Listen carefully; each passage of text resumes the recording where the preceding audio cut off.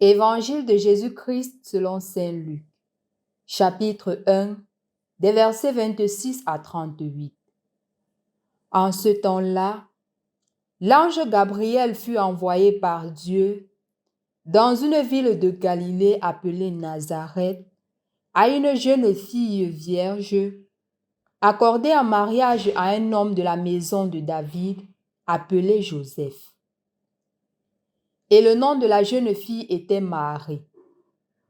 L'ange entra chez elle et dit: « Je te salue, comblée de grâce, le Seigneur est avec toi. » À cette parole, elle fut toute bouleversée et elle se demandait ce que pouvait signifier cette salutation. L'ange lui dit alors: « Sois sans crainte, Marie, car tu as trouvé grâce auprès de Dieu. Voici que tu vas concevoir un enfant. Voici que tu vas concevoir et enfanter un fils. Tu lui donneras le nom de Jésus. Il sera grand, il sera appelé Fils du Très-Haut. Le Seigneur Dieu lui donnera le trône de David son père. Il régnera pour toujours sur la maison de Jacob, et son règne n'aura pas de fin. » Marie dit à l'ange: « Comment cela va-t-il se faire, puisque je ne connais pas d'homme? » L'ange lui répondit: « L'Esprit Saint viendra sur toi, et la puissance du Très-Haut te prendra sous son ombre. C'est pourquoi celui qui va naître sera saint. Il sera appelé Fils de Dieu. Or, voici que dans sa vieillesse, Élisabeth, ta parente, a conçu elle aussi un fils, et en est à son 6e mois, alors qu'on l'appelait la femme stérile. Car rien n'est impossible à Dieu. Marie dit alors: « Voici la servante du Seigneur, que tout m'advienne selon ta parole. » Alors l'ange la quitta. Au nom du Père et du Fils et du Saint-Esprit. Amen. Loué soit Jésus-Christ. Nous tombons dans quelques heures de la nativité de notre Seigneur Jésus-Christ. Et de façon exceptionnelle, nous célébrons en ce jour 24 décembre le 4e dimanche du temps de l'Avent. Comme nous l'avions dit il y a de cela quelque temps, le personnage phare du temps de l'Avent, c'est Jean. Jean le Baptiste pour les synoptiques, Jean le témoin pour l'évangéliste Saint Jean. Ce n'est pas que Jean qui est là, il y a ses parents qui sont là, Élisabeth et Zacharie. En plus de cela, il y a le personnage de Joseph, qui est le père de Jésus. Et enfin, nous avons l'évangile de ce jour, la Vierge Marie, qui est aussi une personne phare dans la nativité, ou du moins dans la venue de notre Seigneur Jésus-Christ, à travers son fiat, à travers son oui qu'elle a adressé à l'ange, et à travers ce oui nous sommes aujourd'hui des chrétiens.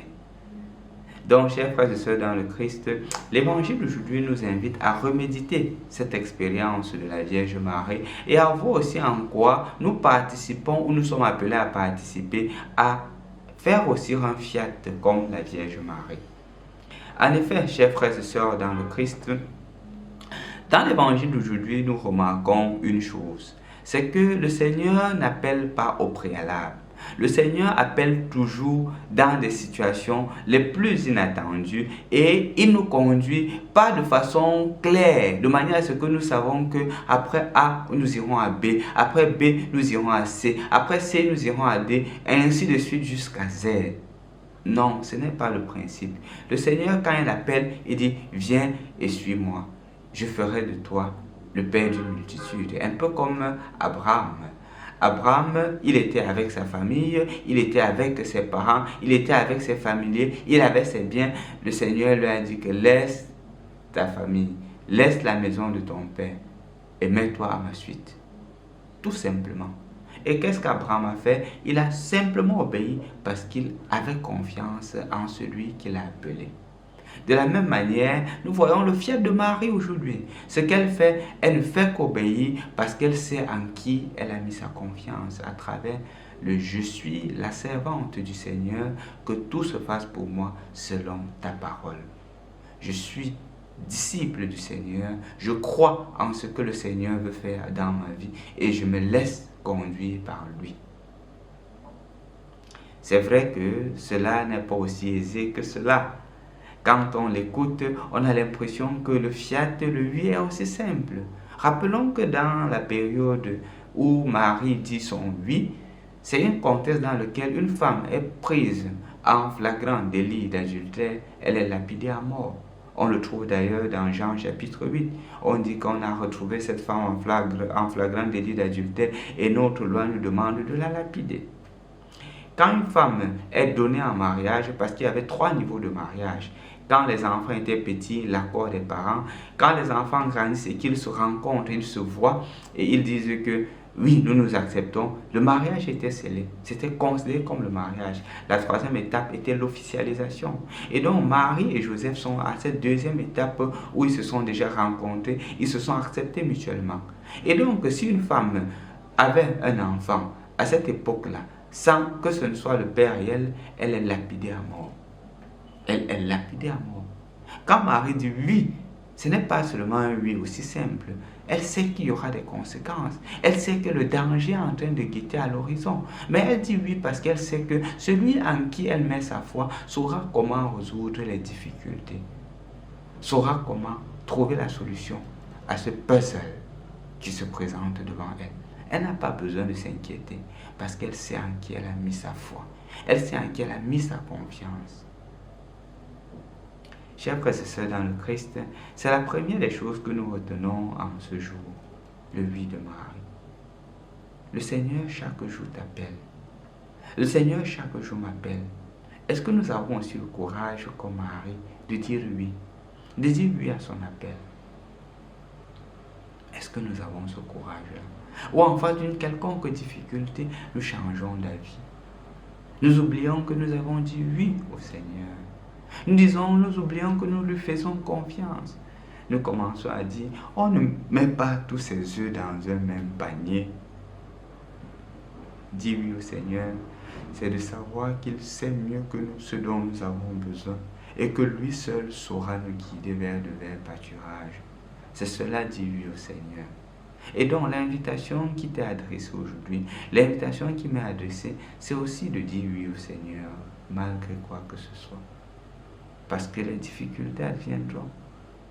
Les moments difficiles adviendront. Est-ce que je saurais toujours dire oui? Il a raconté l'histoire d'une dame qui tombe enceinte et c'est le garçon qui se met à dire que tu sais, mon papa est un homme très compliqué. Il va tuer l'enfant avant que l'enfant ne naisse. Ne te dérange pas. Ça s'est avéré pour mes soeurs, ça s'est avéré pour beaucoup de personnes dans notre famille, pour mes frères. Et donc, il ne faudrait pas que mon papa sache que tu es enceinte. Et non seulement il ne doit pas savoir, il faut qu'on travaille sur toi pour protéger l'enfant. C'est ce que mes soeurs ont fait. C'est pour cela qu'elles ont pu accoucher. Autrement, elles ne seraient pas capables d'accoucher. C'est à la femme de dire que moi, je sais en qui j'ai mis ma foi. Ce Dieu-là, il ne m'abandonne pas. Moi, je ne vais pas voir les marabouts. Je ne ferai rien. Tout ce que j'aurai à faire, c'est de continuer ma prière. Le monsieur la menace. Il lui dit que si c'est le cas, je me sépare de toi. Je ne vais pas accepter. Si tu ne veux pas protéger mon enfant, je ne veux pas accepter cela. La fille reste ferme. Elle reste convaincue que je sais en qui j'ai mis ma foi. Voilà qu'elle continue à prier. Elle fait confiance au Seigneur. Et voilà qu'elle accouche. Qu'elle meurt au monde. Et c'est au monsieur de venir la rendre visite quand elle a accouché. Et c'est à la dame de dire, qui a eu raison, mon Dieu ou le tien? Je sais en qui j'ai mis ma foi, disait-elle. Et celui-là ne m'a jamais déçu. Et si jamais quelque chose advient, c'est parce qu'il a voulu ainsi. C'est pas parce qu'un homme a été plus fort. Je crois que c'est un fiat, une acceptation, une confiance qui est adressée à l'égard de cet homme-là. Une confiance en Dieu. Et je crois aussi que le Seigneur voudrait que tu fasses ce fiat-là en n'importe quelle situation. Parfois, ta conscience te dit que suis ce chemin. Mais puisqu'il y a les choses du monde qui sont attrayantes, il y a les propositions du monde, on se met à s'égarer. Combien de personnes, étant convaincues, ont trouvé un bon boulot parce qu'il y a eu certaines propositions, ils ont renié leur foi. Ils se sont retrouvés dans des cercles vicieux. Pourtant, ils avaient confiance au Seigneur. Pourtant, ils se sont engagés à l'église. Pourtant, c'est le Seigneur qui leur a permis de trouver ce boulot.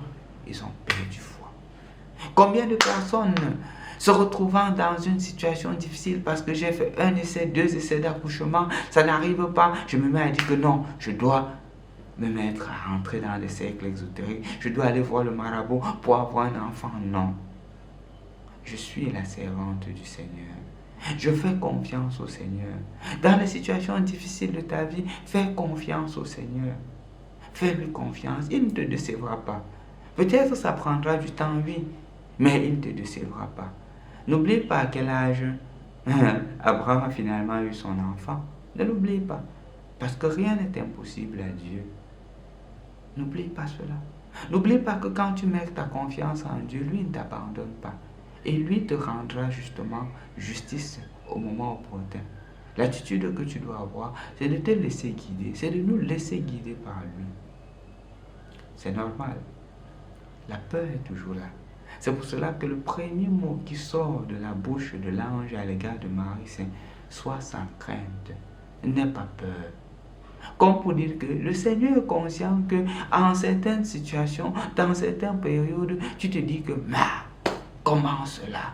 Comment cela va se faire ? Tout est en ma défaveur. Non, ça ne peut plus marcher. » C'est normal. C'est normal que cela arrive. C'est normal que le sentiment de peur t'advienne. C'est normal. Mais même dans cette situation-là, le Seigneur revient encore et te dit, n'aie pas peur. Et je crois que le Seigneur te réadresse ces paroles. Dans ce moment que tu es en train de traverser, dans ce moment de doute profond que tu es en train de vivre, le Seigneur te le redit encore, n'aie pas peur. Je suis là. Je suis au contrôle de la situation. Fais-moi confiance. Et je t'assure, mon frère, si tu fais confiance au Seigneur, tu ne seras jamais déçu. Et donc, répète cette parole de la Vierge Marie en ce 24e jour du mois de décembre, en ce 4e dimanche du temps de l'Avent. Je suis la servante du Seigneur. Que tout advienne pour moi selon ta parole. Je suis le serviteur du Seigneur. Que tout m'advienne selon ta parole. Je fais confiance en Dieu. Dans cette situation difficile que je traverse, je fais confiance en Dieu. Et je sais que lui ne me décevra jamais. Je te dis, si tu crois, tu verras la gloire de Dieu. N'aie pas peur. Laisse-toi regarder par le Christ. N'aie pas peur. Laisse-toi regarder par le Christ. Car il t'aime. Et puisqu'il t'aime, il te rendra heureux. Il fera avec toi des prouesses. Mais fais-lui confiance. Parce que lui te fait confiance.